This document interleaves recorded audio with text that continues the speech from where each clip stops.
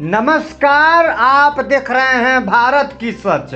सोचिए, एक ऐसा चुनाव जो अभी शुरू भी नहीं हुआ लेकिन उसकी चालें पहले ही बदल दी गई। जहां उम्मीदवारों ने पोस्टर तक छपवा लिए थे, वहां की रणनीतियां बना ली थी, गांव-गांव जाकर माहौल भी तैयार कर लिया था। लेकिन अचानक एक तारीख बदली और पूरी बाजी पलट गई बिहार की। जी हाँ, मैं बात कर रहा हूँ बिहार की सियासत के सबसे निचले स्तर का चुनाव पंचायत चुनाव होता है, लेकिन इसका असर सबसे गहरा होता है क्योंकि यहाँ सत्ता सिर्फ कुर्सी नहीं होती है, यह पहचान होती है, असर होती है और कई बार तो आने वाले बड़े राजनीतिक रास्तों की शुरुआत भी यहीं से तय होती है। और इसी चुनाव के बीच एक ऐसा फैसला आया है जिसने हर गांव की चौपाल पर सवाल खड़ा कर दिया है। पहले जहां 27 अप्रैल का इंतजार था, अब उसकी निगाहें 4 मई पर टिक गई है क्योंकि अब उसी दिन सामने आएगा वो सच जो तय करेगा कि कौन मैदान में रहेगा और कौन बाहर हो जाएगा। राज्य निर्वाचन आयोग ने पंचायत चुनाव के सबसे अहम दस्तावेज प्रपत्र 1 की तारीख बदल दी है। एक ऐसा दस्तावेज जो सिर्फ कागज नहीं बल्कि चुनाव की पूरी दिशा तय करता है, क्योंकि इसी के जरिए तय होता है कि कौन सी सीट किस वर्ग के लिए आरक्षित होगी। अब जरा सोचिए, जिस उम्मीदवार ने महीनों से तैयारी की हो, लोगों से वादे किए हो, समर्थन जुटाया हो, अगर अचानक उसकी सीटें आरक्षित हो जाए तो क्या होगा? और अगर किसी को अचानक मौका मिल जाए तो क्या खेल बदल नहीं जाएगा? यही तो सोचने की बात है। इस एक फैसले ने पूरी चुनावी माहौल को बेचैनी से भर दिया है। जी हाँ, गांव में चर्चाएं तेज हो गई हैं। हर चौपाल पर बस एक ही सवाल, आखिर ये बदलाव क्यों हुआ? आयोग ने वजह बताई, उनकी कारण बताई, लेकिन क्या ये वजह इतनी ही सीधी है जितनी सुनने में लगती है, या इसके पीछे कुछ और कहानी छुपी हुई है? चुनावी विश्लेषक मानते हैं कि ये बदलाव सिर्फ तारीख का नहीं बल्कि रणनीति का संकेत भी हो सकता है, क्योंकि प्रपत्र 1 तैयार होता है 2011 की जनगणना के आंकड़ों के आधार पर। हर गांव, हर वार्ड संख्या, हर आबादी का हिसाब, और उसी से निकलता है आरक्षण का पूरा गणित। यानी एक एक संख्या, एक एक आंकड़ा तय करता है कि किसकी किस्मत चमकेगी और किसकी मेहनत अधूरा रह जाएगी। और यही वो बिंदु है जहां से राजनीति और गणित एक दूसरे से टकराते हुए नजर आते हैं, जहां हर आंकड़े के पीछे एक चेहरा जुड़ा होता है, एक उम्मीद जुड़ी होती है।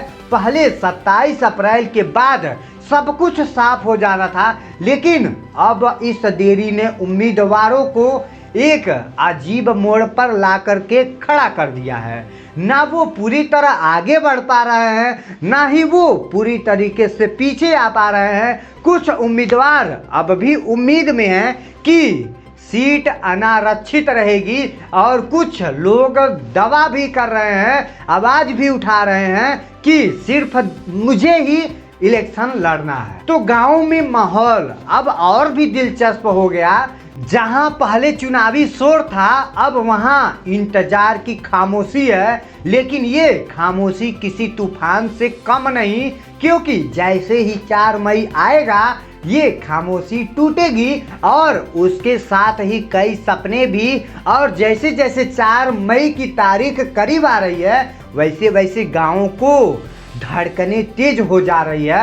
हर गली, हर चौपाल, हर चाय की दुकान, बस एक ही चर्चा, किसकी सीट बचेगी, किसकी सीट जाएगी और किसकी उम्मीदें टूटेगी और कौन उम्मीदवार हटेगा इस मैदान से और कौन डटेगा। वो मानता है कि उनकी सीट अनारक्षित होगी, इसलिए प्रचार भी जारी है, लोगों से मुलाकातें भी जारी है, लेकिन अंदर ही अंदर एक डर भी है, कहीं आखिरी वक्त पर सब कुछ बदल ना जाए।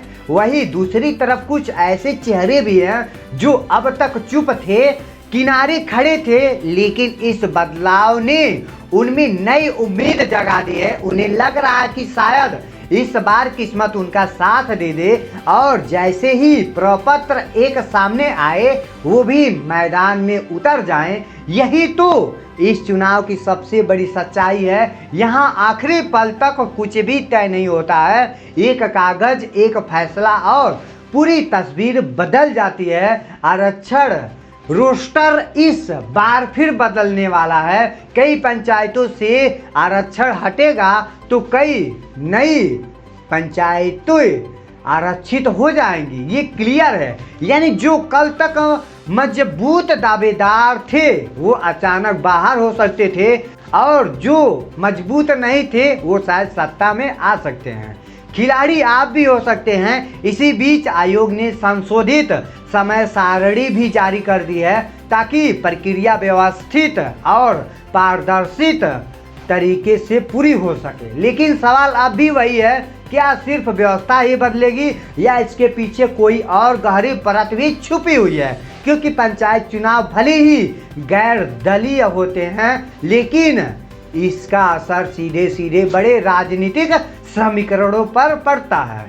गांव की सत्ता आगे चलकर जिले और फिर राज्य की राजनीति की नींव बनती है और यही कारण है कि हर छोटा फैसला यहाँ बड़ा असर छोड़ता है। उम्मीदवार अब इस इंतजार के समय को अपनी रणनीति मजबूत करने में लग रहे हैं। जातीय समीकरण समझे जा रहे हैं, मतदाताओं से संपर्क और गहरा किया जा रहा है। हर कोई चाहता है कि जैसे ही तस्वीरें साफ हो वो पूरी ताकत के साथ मैदान में उतर सके। लेकिन असली सस्पेंस अब भी बरकरार है क्योंकि जब तक प्रपत्र एक सामने नहीं आता तब तक ये खेल अधूरा है। 4 मई सिर्फ एक तारीख नहीं रह गई, ये एक सभी आम आदमियों का यह एक फैसला है जो तय करेगा कि गांव की सत्ता किसके हाथ में जाएगी और किसके सपने अधूरे रह जाएंगे। और जैसे ही वो दिन आएगा ये सन्नाटा टूटेगा और शुरू होगा असली चुनावी संग्राम, क्योंकि यहाँ राजनीति में खेल कभी खत्म नहीं होता, बस चालें बदलती रहती है। और इस बार 1 तारीख ने ही पूरी कहानी बदल दी। तो तैयार रहिए क्योंकि अगली खबर शायद किसी की जीत की नहीं बल्कि किसी की पूरी कहानी बदलने की होगी। इसी के साथ वीडियो को समाप्त करते हैं। तो आई होप आपको यह वीडियो अच्छा लगा होगा, तो कमेंट सेक्शन में अपनी राय जरूर दीजिएगा। जय हिंद, जय भारत।